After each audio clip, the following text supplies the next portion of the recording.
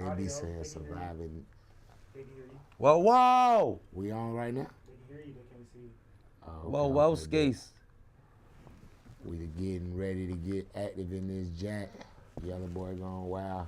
One-on-one with Coach Blue. Let's do it. I can't even go live on my IG no more, cuz. Let's get in there. They can see you. They can't They even can see go us. on a joint. All right. Mic check 1, 2. Let me make sure everything's everything. I can't see me yet. They can see you. What's good with it, America? Let me turn this down. America. America, what is the business? What is the business? They back with the coach one-on-one. I know you ain't say that. Today's guest, the one and only Yellow Boy Gone Wild. What's good with it, sir?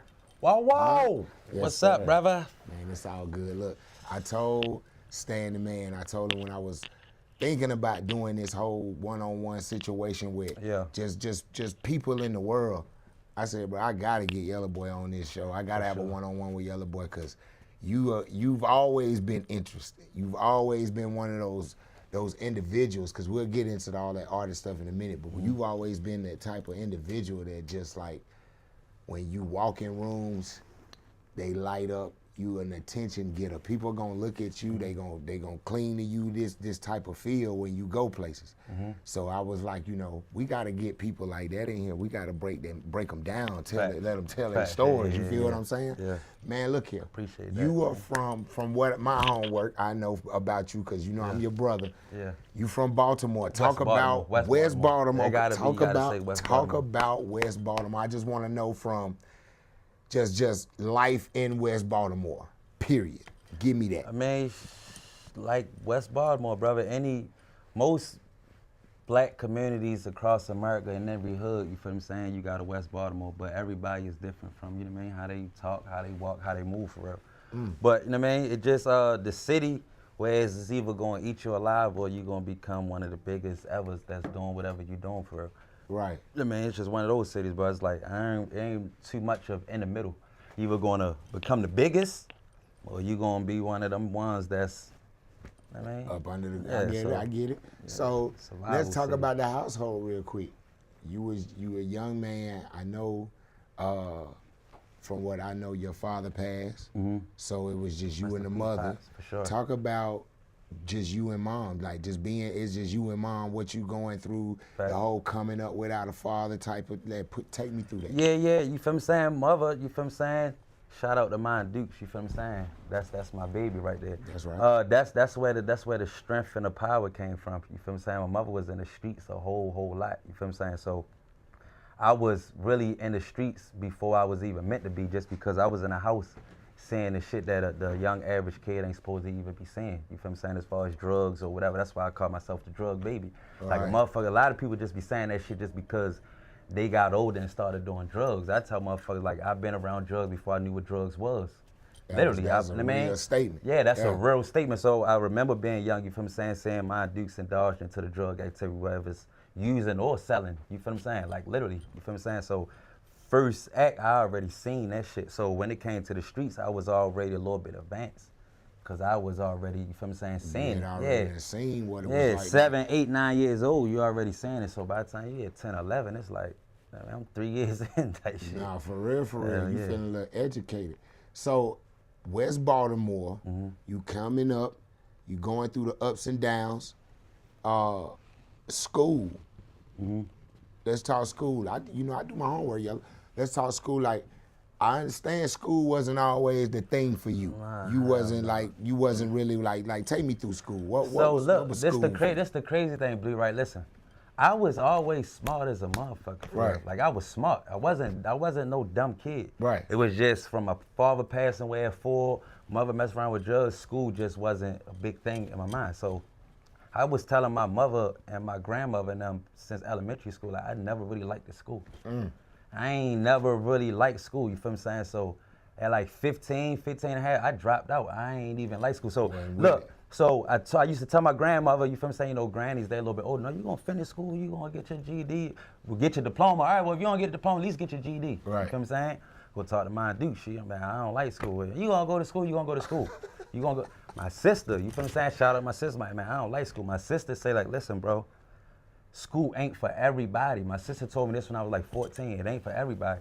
You feel what I'm saying? But just know, just because you don't go to school, you still can't be outside being no dumbass nigga. You feel what I'm saying? So my sister told me like, shout out to you sis. feel what I'm saying? Shout out my sister, bro. That's why I love my sister, because she seen it before anybody else seen it. And my sister was the first one to be like, bro, if you don't want to go to school, I ain't gonna make you. Right. You know what I'm saying? And my sister had ended up getting custody of me when I was like 13, 12. When I was 12 years old, my sister got custody of me and moved me to St. Louis. You feel what I'm saying? When I was 12 years old, got custody of me, moved me from Baltimore to St. Louis. I know that was a different lifestyle, going from Baltimore to St. Louis. Hell yeah. And going to school and stuff out there. So that's what I'm, since we talking about moving, West Baltimore, ATL, what inspired that? How do you go from, I'm in West Baltimore, coming up, going through this, I drop out of school, like you said, I go to St. Louis with the sis, somehow you get back to West Baltimore. Yeah. How do you transition, and how does Atlanta even like be a thing? So listen, right, as I be thinking about my whole life, when they say I'm Muslim, so I believe that everything is already written, right? Right. I really feel like everything was already written out for me. Because you think about, like I say, when I was 12 years old, as soon as I graduated from middle school, right? If you like 12 or probably 13. 12, right. As soon as I graduated from the 8th grade, my sister got custody of me, moved me to St. Louis. So you gotta think, I'm 13 years old in a whole nother city state. I don't know nobody. Right. At 13 years old, I had to start fresh. Right. I'm in St. Louis, I'm rapping, I'm doing all that. I had a little name for myself. They start calling me Baltimore. My Facebook talked to hella people from St. Louis, Illinois, 618. Shout out to 618. You feel what I'm saying? I went to Belleville West. Yeah, they know what's going on. You feel what I'm saying? And it's Illinois to be exact. But a lot of people know St. Louis. But Illinois, you feel what I'm saying? So me moving from Baltimore to Illinois when I was 13 and having to start fresh, me coming from Baltimore to Atlanta was kind of easy to me because I did it when I was a kid. But I ain't understand it. I was telling my sister, like, I don't want to move out there. I want to stay here. She like, no, you bad as shit. Nigga, you moving out here with me. You about to, you feel what I'm saying? And I didn't understand it as a kid. But now, fast forward and looking back, that was preparing me to just get up and leave Baltimore as an adult to start fresh. So now as an adult, when I had to come out here and start fresh, it was kind of, I ain't gonna say easy, but I did this when I was 13. It was like deja vu. Okay. You feel what I'm saying? I get that. Yeah, it was like deja vu to me. So all of it was already written. I just ain't even understand none of that for real. Let's speed it up. Prison now. We had a spill in life somewhere where prison came about. Let's talk how, why, when, where. What was this prison spill on for you? And that's another thing. Just like I said, so moving from the Baltimore to the Illinois, being in a new space, having to meet new people. Same thing when I was 21. After I came back from Illinois, came back to Baltimore at probably about like 16, 17. As soon as I dropped out, I came back at like 17. Caught my bit at like 21, I went to prison. You feel what I'm saying? I caught a 5-year bit at 21 years old. And that was a whole nother thing, same thing. I was used to going back and forth to the city jail, sitting there for 30 days, sitting there for 6 months, sitting there for 90 days, and then God was like, listen, bro, I'm gonna have to see you at the road. So at 21, you feel what I'm saying? So do you do the whole 5? I did 4.5 day for day. I supposed to really only did like 2 years. You feel what I'm saying? Off of my 5-year bit, I only supposed to did like 2. What was the like, how can I say, like the breaking point? Cause some of us, like, cause you know I've been there, so it's like some of us get, you know, been behind the wall. We have a breaking point with that. Did that prison time when you were there? Did anything happen in there? Did anything occur that just was like, come on, man? For sure, hell yeah, bro. And yeah, I was 21. I had my son at 20, so I got locked up when my son was 1 year old, and my baby mother was like, man, I ain't bringing your son up there to see you and none of that shit. So I ain't see my son my whole bit. You feel what I'm saying? Because my baby mother wasn't on it. And I respect her for it. She like, nigga, you put yourself in this, you feel what I'm saying, this position and shit. So I'm sitting down, I'm like, nigga, you just had a son, he won, you locked up, you can't see him. Like, you got to change some shit, you feel what I'm saying? So I was telling myself when I was locked up, I'd never forget, I'm like, bro, when I come home, I'm getting the fuck out of Baltimore. So I'm thinking, I'm like, nigga, you gonna go to LA. I was gonna go to LA, Miami, or Atlanta. It was either one. Like, that was in my mind. I was telling my bump buddies, my cell buddies gonna see this, they gonna know. Hey, Boosie, you know what's going on? Baby boy, y'all know. They be like, bro, I remember you sitting in the cell and you used to be like, bro, when you come home, you gonna move to Atlanta, Miami, or LA. I was telling them niggas that. You already had it, like you said, it was scripted out already. Like this 2014, 15, 16, 2013, 14, 15. So let's go here. The prison thing happened, life goes on, you get shot. Mm-hmm. Why? Explain to me the shooting. Like, I ain't saying you got to say any names, of course, none of that. But no. How does this occur? But listen, this the crazy thing though. This the craziest part. I'm from Baltimore City, West Baltimore, bro. Our murder rate is crazy. We got a crazy murder rate. You feel what I'm saying? That's a fact. All this shit that I did in Baltimore City, from hustling or doing whatever, getting to niggas, you feel what I'm saying? And I come to Atlanta and get hit. You feel what I'm saying? Out of all the shit that I did in Baltimore, but it was one more thing that, like, God was telling me once again, like, wake up. So all these signs is like, wake up, like, listen. So I had to think about it like that. So let me say this. So when I got hit, you feel what I'm saying? This shit come from some shit that ain't had nothing to do with me. Ain't had nothing. I'm not from down here. I don't know niggas down in Atlanta. I'm just thinking like, nigga, I'm from Baltimore, nigga. You feel what I'm saying? Right. So I'm just around some people, some shit go on, and you feel what I'm saying? Long story short, I end up getting hit. Out of everything, out of everybody else, I end up getting hit. You feel what I'm saying? So now it come to a situation where it's like, nigga, you from Baltimore, you're proud in a way, like, nigga, what you gonna do? You get hit. You feel what I'm saying? So it's like, listen, bro, I know what I stand for. I know what the fuck I am as a man, and I know what's going on. You feel what I'm saying? You can't let these niggas trick you out of your position. I could have went back, I could have did extra shit, I could have did all this other shit, you feel what I'm saying? But you gotta understand, I had to think to myself like, yeah, boy, now, you wanna do life in prison? I'm gonna keep it 100 with these niggas. The only time I'm doing it, listen, play with my family, you feel what I'm saying? Play with my mother, play with my son, play with me, but niggas gotta understand, bro, niggas be putting themselves in positions and then when some shit happen, you still wanna say fuck everything, bro. No, bro, right is right, wrong is wrong. Wrong is wrong. You feel what I'm saying? Yeah, so I had to understand, bro, listen, I was in the wrong place at the wrong time and just doing some shit and I could have been dead, you feel what I'm saying? So I'm glad that you asked about that because I never even really talked about, a lot of niggas don't even know that I got shot down here in Atlanta. You feel what I'm saying? A lot of niggas don't, besides the ones that really know me and know what it is, you feel what I'm saying? But just a quick message to anybody that's going through anything as far as if get the beef with the niggas, get shot, whatever. I ain't telling no nigga to not ride and take care of what the fuck you need to take care of and nigga do everything you gotta do. But also understand your life, and if it's worth it, then it's worth it. But in my situation, it was like, okay, it was a learning lesson, you feel what I'm saying? And it is what it is. That shit just be what it is, bro. When you come from this shit, you know how this shit can go for real, and that just was one of them for real. Let's talk music real quick. Why music? What inspired YelloboyGonewild, the rapper, the artist? I'm finna put words together and make songs and A, B, C, D, F, and G. How did that begin? This shit been going on, man. You feel what I'm saying? I've been rapping, bro, since 10, 11, 12. You feel what I'm saying? Yeah, all my peoples from where I'm from, they know that shit. But it really started, like I said, when I was 12, 13, I moved out there to Illinois and I started rapping and shit. That's how they really was fucking with me, because you know I had a different little accent, something down there. So you didn't start, like, Baltimore wasn't really when you.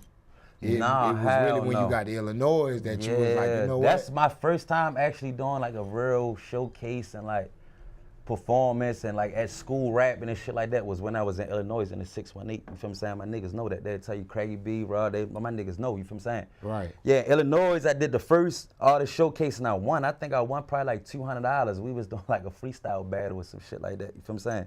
And O'Fallon, we was in O'Fallon, Illinois, nigga. O'Fallon, shout out to O'Fallon, Illinois. O'Fallon, yeah, you feel what I'm saying? I won the showcase. If niggas went to O'Fallon, they know that, you feel what I'm saying? But no, from that, we was doing that, and I came out with a mixtape when I was 13, and man, my sister sat down in the living room and pressed up 200 CDs, and we sold them bitches for $5 a piece. What? You know what I'm saying? Oh, the throwback way. At 13, me and my sister, you feel what I'm saying? Yeah, and the throwback. Niggas still got them CDs, you feel what I'm saying? So that's when that shit really kind of, that shit jumped off from there, bro. So by the time I moved back at 16, 17, went back to Baltimore, they was like, oh, nigga, you down there rapping? That shit just, you feel what I'm saying?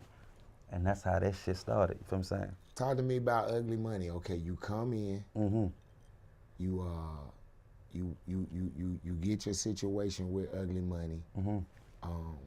Give me some highs and some lows. Like, it's ups and downs and everything you go through. So what's a high point for you with Ugly Money, and what about the lows when it get down in the diversity areas? What goes on? Man, listen, bro. I'm gonna say this like this, bro.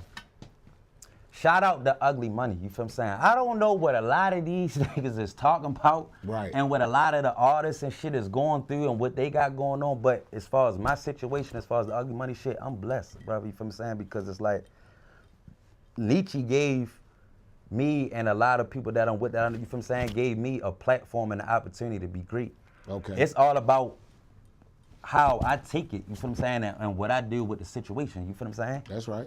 You feel what I'm saying? So, it is what it is, nigga, regardless if you pay to play or what, but you have to know how to build a relationship out of what you getting out of your situation. If I pay a nigga $5,000 and he tell me he gonna do this, and I'm not on this nigga ass every day asking what's going on or making sure I can get done out of that $5,000, then that's my fault. But the Ugly Money shit, you feel what I'm saying, brought a nigga from here to here, you feel what I'm saying? Nah, I recall during your time being with Ugly Money that you came in with a play, the $30,000. For sure. You know what I'm saying? For sure. And a lot of people was, it was like some crazy ass uproar, cause I think Say Cheese posted it. For sure. For sure. And the next day it was like a crazy uproar. Oh, you signed for 30,000. Yeah. I got that on the table at the house. All this extra shit going on. But then when I really peeped it, I was like, this is a genius move. For sure. Because exactly what was expected out of it happened.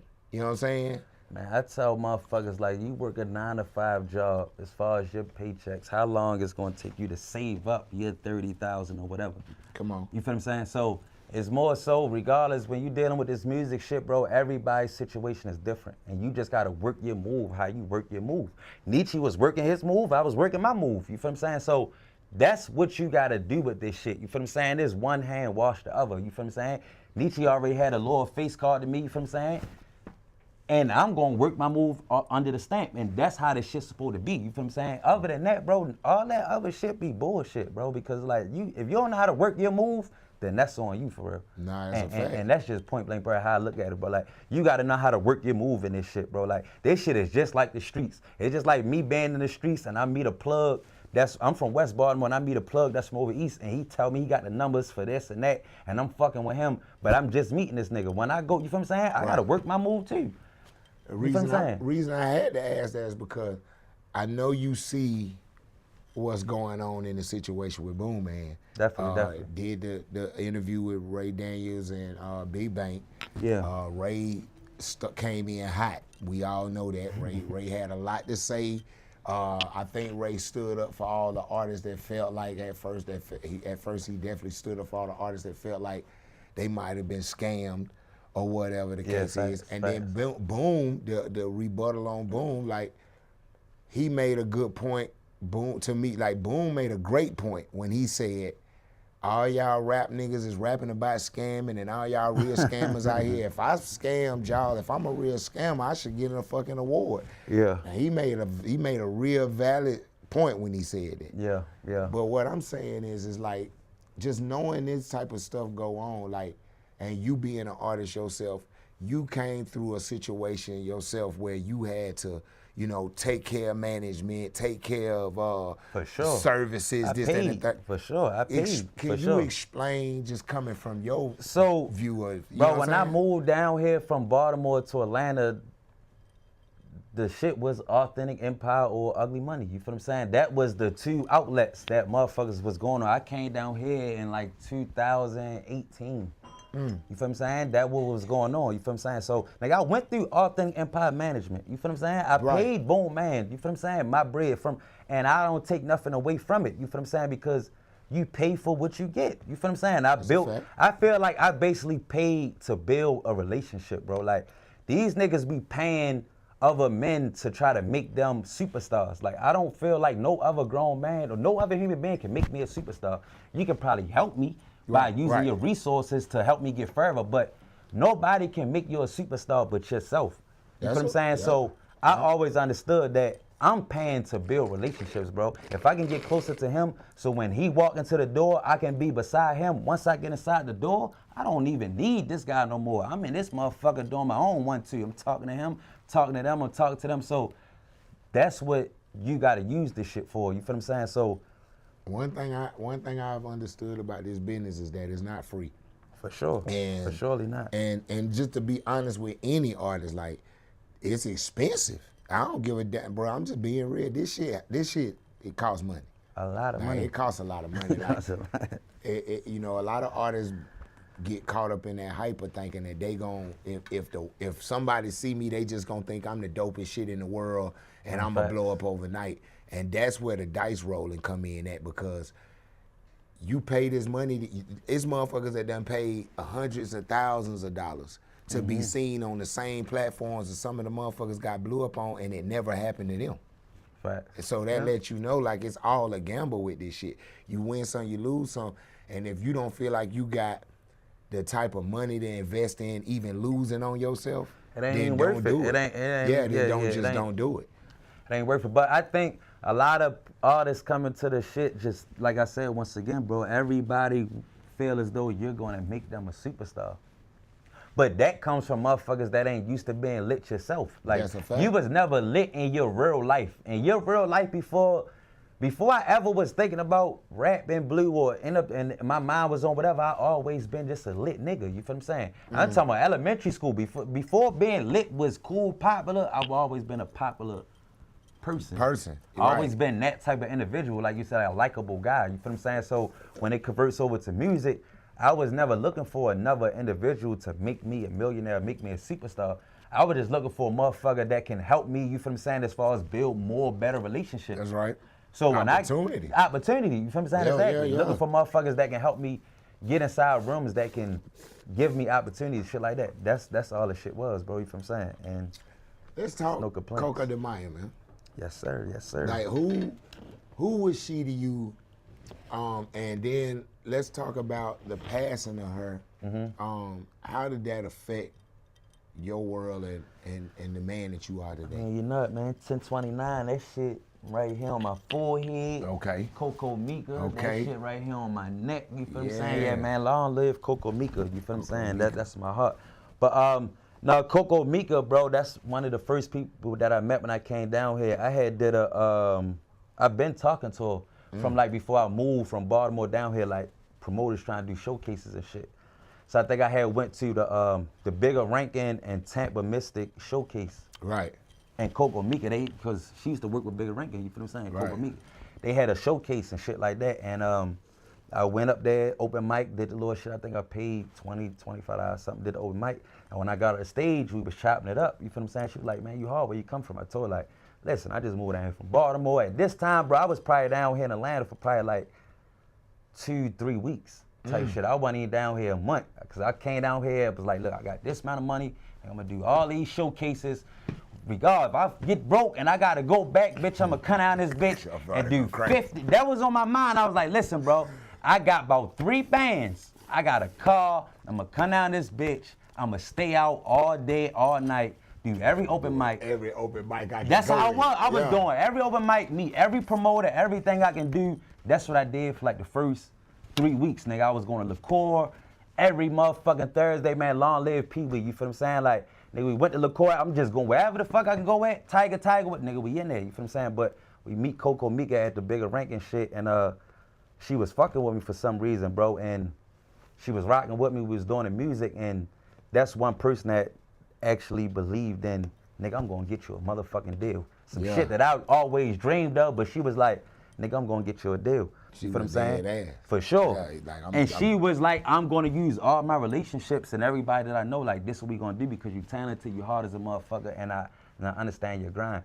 And rest in peace, Coco Mika, she passed from COVID, you feel what I'm saying? 10/29 was the time that she passed.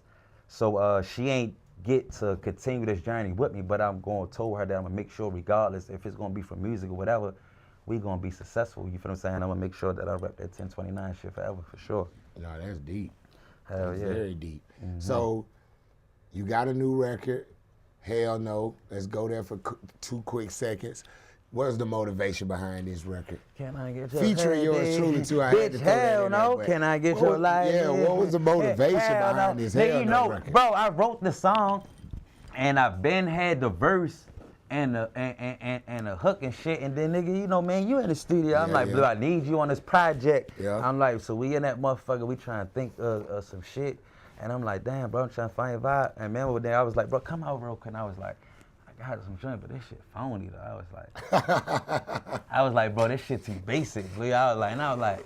He was like, nah, nigga, that's it right there. He was like, bro, don't say nothing else. Yeah. And you went out that motherfucker, you was like, bro, give me 10 minutes. Give me 5-10 minutes. You went out that bitch. You wrote that motherfucker. You feel what I'm saying? That shit was history. But now it be those kind of shit that I wasn't even really thinking about that kind of shit. I know you wasn't either, because like you said, nigga, that shit, just wrote that motherfucker out the blue. But just some regular shit, bro, that we going through in today's time, man, with all these women just feeling like they can just meet a man or know a man and just ask him all these crazy delusional ass questions, you feel what I'm saying? So it's hell no to everything. So it's like, keep it Hell real no. with me. Has it been a moment since we hell knowing, like, cause I ask men this when I do this one-on-ones with them. Has it been a moment where a woman just crushed you? Like, has it been a moment in life where it was just that one she did it? Like, damn it, man. sure. Like, Nigga, it did take it when me my through baby mother told me when I caught my first bit that I could never see my son no more, nigga. That was 21 catching a 5-year sentence. You all the way in Hagerstown, Maryland, where I'm 3 hours away from Baltimore City, and nigga, I'm like, I want to see my, and she like, no. that was fuck love hurt, nigga. That's somebody that I love that hurt me from a different kind of way. But shout out to my baby mother, bro, you feel what I'm saying? Because I needed shit like that, because shit like that is what made me want to come home, or made me come home and actually do right. And I think a lot of people gotta hold a lot of more other people accountable for their actions, you feel what I'm saying? Because when you don't, some people don't even know in their mind that they fucking up or they doing some shit. But when you hold somebody accountable for what they doing, the right person gonna fix that shit, you feel what I'm saying, and make sure the next time you feel what I'm saying? Because that shit hurted me. So I'm glad that she kind of did that, because if she probably wouldn't, if I would have been having fun seeing my son, and I probably would have been one of them type of niggas like, I gotta know when in me, because it ain't hurt me. Right. I see what you're saying. Yeah, that shit hurt me to the point. Yeah, that pain, nigga. It hit hard. It hit your I soul. ain't coming back in this motherfucker. Hell no. Nah, that's different. Hell, I ain't coming So back tell in me, this like, tell me this, like, going through the industry, this music thing, okay, and going through real life, you see the type of stuff that's going on with, like, Boosie, okay? You see a chick that came out of nowhere, accused him of rape, allegedly, you feel what I'm saying? Boosie already on top of everything, trying to woody whoop, and his blogs and everything already trying to put his face on it. And as being the type of individual you are in the business that you in, how are you, like, assuring your movements to like move around this type of activity? I mean, be for real, bro. Like I was saying earlier, like, this shit taught me that you just gotta become a popular type of nigga, right? So it's like, it ain't really no way around that shit that I don't look at it, Blue, because it's like, once you become popular and you become that certain kind of individual, I feel as though you always gonna have other people in the world that's always trying to come for you or want your riches or want your shit, you feel what I'm saying? So you really can't, because God forbid, you know, I fuck with Boosie, and I know, and I don't know, but I think that I know, you feel what I'm saying? Shorty ain't one of them type niggas that do no shit like that, or would have ever put herself in that position to do no shit like that. But when you just become a lit nigga, I just think it's certain shit that just come with it. You just gotta know how to deal with those kind of situations or handle it. But you can't really handle it because niggas probably ain't around no kids. It's like, only way you can handle it is not being around. Bitch, you 17 under, 18 under, I ain't, you feel what I'm saying? But even with that, it's like, that shit just come with the industry nowadays, bro. Like, the industry's so fucked up nowadays, where as though motherfucker try assassinate your character over anything just to go viral, they get 1 million views on Instagram type shit. You feel what I'm saying? Like, Yeah, that's so all that shit is unmake-believable He to me. said it's definitely If that's a word. So look, I'm gonna ask you a question Unbelievable. about something, and you just tell me the first thing that come to your head when I mention these things. First thing you think about. Tell me what you personally feel. The streets. Heartless, cold-hearted. Okay. The dating scene. Hell no. Fuck no. Hell no. The music industry. Shiesty, robbers. Shiesty, Yeah, ooh. robbers. Yeah, robbers. Ooh, Yeah, he I said said, shiesty. I said So tell music me, you ever had moments in this business that you wanted to give up, like really? Hell like, yeah. I'm done with Fuck this yeah. shit. What Hell yeah, a what lot of always times. fuel your tank though? What's fueling your tank to be like, nah, I'm gonna stay in there. Motherfucking them real long broke ass seasons that nigga had. Them times of just not having no food or not having nowhere to sleep, or just going through it or sleeping outside or trying to sleep over your homeboy crib, nigga. When you get to think about that shit, you be like, nah, bitch, you gotta keep going. Fuck that. Like I be wanting to quit sometimes, but then when you get to think about, bitch, you wanna go back to work at Home Depot? Oh, no, hell no, bitch, you gonna keep going for this shit. You feel what I'm saying? So, yeah, like, just little shit like that, bro. Just, shit I was going through, you feel what I'm saying? Back from, cause listen, bro, niggas don't know. Listen, when I first came down here, remember I said I came down here and I had a couple dollars and shit. Nigga, I fucked that bread up, you feel what I'm saying, that I came down here with. It was gonna give up. Ran through that shit. Bro, I was donating plasma on Terre Boulevard, nigga. Like, listen, I was donating plasma. I would, nigga, big ass, dumb ass needle in my arm for 3 hours, $25. $25. I'm like, $25. So you gotta get there what? 12? You gotta do that shit 3-4 times a week, bro, to make $100 a week. You gotta bro. give 24 hours to get $100. I was donating plasma, bro, on Terrible, and I came out here and I fucked that bread up, bro. And I never forget, I used to tell them motherfuckers I was a rapper. And they laughed at me. I told myself one day, bro, I'm gonna go back right there by the discount mall on the shit, and I hope them nurses back in there, bro, cause I was so cocky and arrogant, bro. Them bitches You was in there laughed. giving them giving blood, telling the nurses why Yeah, you a rapper. I'm like, I just moved down here from Baltimore. I fucked some shit up, but I'm a rapper. I'm gonna be the biggest rapper y'all know. I was telling them that, and them bitches like, you a rapper? Like, oh man. And they laughed at me right there, because I guess they from Atlanta, so they done been saying this shit and been saying rappers, so they probably like, that's another goofy nigga talking about. Man. Talking about here, this only- nigga about to get $20. Talking about he gonna be the biggest. This guy knows like 90% of the industry Bro. in Atlanta right now. You 3 definitely- times a week, bro. Man, you definitely did your I did your that big shit for one like out 3 here. months straight. And still doing it. I can honestly say that, bro. Like, since I've known you, I watched, you know what I'm saying, you be everything. Like, for sure. Appreciate that, from brother. being an artist to a businessman, actor, all these things are sure. under your belt. And I'm just trying to figure out like where you going from here? Where do we go from here? It's basically, brother, to close it is like wherever Allah take me, brother, because I ain't never think that me and you was gonna have a store. Right. I ain't think we was gonna have the closet, you feel what I'm saying? So I came down here, like I said, thinking I was gonna be the biggest rapper in the motherfucking world. The Right. biggest yellow digger since Drake type shit. That's what my mind was. I was like, nigga, Drake, y'all like Drake, wait till y'all meet me, motherfucker. You know what I'm saying? Bitch, you like Drake, watch this shit. That's how I was coming down this motherfucker with. Nah, But for real. no, we was doing that shit, bro. Then, you know what I mean?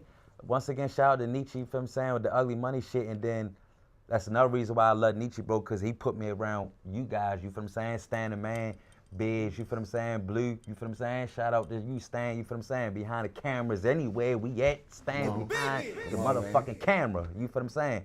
For sure. But that's another thing why I say shout out to Nietzsche, bro, because he put me around some good brothers, you feel what I'm saying, that I needed, you feel what I'm saying? So Nietzsche just setting that up as far as having a building to put me around, because, you know, I only talk to y'all niggas every day. That's the only niggas I fuck with is the ugly money shit. But yeah, bro, so the music shit from that, and then one day, man, you like, shit, bro, like it's an opportunity for this shit with the store. We go and get the closet. Yeah. And that shit been up ever since. You feel what I'm saying? That's a So fact. it's basically, bro, wherever Allah sent us at, bro, we just living life and just moving right now. I'm just walking. I'm running around this motherfucker for real.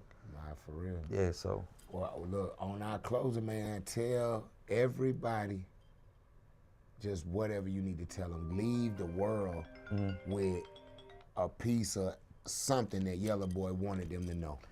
Well, first of all, I'm going to say, whoa, whoa! Yeah. You feel what I'm saying? Yeah, that's the statement. Whoa, whoa! You see any nigga doing that, you know that shit come from Mr. YB himself.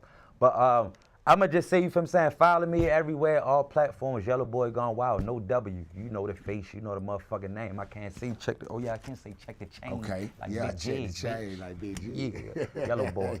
He gonna be like, yeah, Yellow, shout out to you for throwing my name in that bitch. You know he gonna say that too. And they gonna say, check the motherfucking chain like Yellow it. Boy, nigga. Come But on. no, follow me on all platforms, man. Yellow Boy Gone Wild. And I just want to say, man, to everybody that fuck with me or everybody that support me or even know me, I appreciate y'all for fucking with me for the journey, and I'm just here to stay. This the beginning of this shit, you feel what I'm saying? So, of course, more music is dropping, but right now, that Hell No is going fucking crazy, featuring this guy right here, Coach Bleu, you feel what I'm saying? So we pushing that Hell No shit right now. The video is up on the motherfucking way, coming soon, you feel what I'm saying? So, yeah, we just pushing the closet, Blue and Yellow Closet, 126 Valley Hill Road, Riverdale, Georgia. So we pushing Blue and Yellow Closet, we pushing Hell No, and we just gonna stay focused on those 2-3 things and keep pushing with that until the other shit just To the other doors. yeah, just other doors open, bro. Like I learned to not try to do too much. You feel what I'm saying? Focus on 1 or 2 things, and then other shit will just drop out the sky on your lap type shit. You a wise man. That's a wise man, man. For Hey, sure. Appreciate you, man. Great interview. I appreciate you giving me your time, Yellow Boy. Hey, this been another one-on-one with your boy, the coach. It's the coach, bitch. I know you ain't say that. Catch me next Wednesday. We out. Whoa, whoa! Stand the man. Nah, that was shit, good. boy. Nah, that was perfect. That was perfect. Stand you off the joint. Shout us out, Stanley. The biggest. Stanley going hit high. The fucking biggest. That was good. I ain't ready for you, sir. I ain't ready for you. I told y'all. How long was that, Stan? 30 minutes? Get him, man. Get him my big bang. Go home, man. Get some clips out of it. What's that? You so that whole thing posted? Mm-hmm. Okay, alright. So You can go clip it and do all you want. Yeah, I'm gonna clip it too.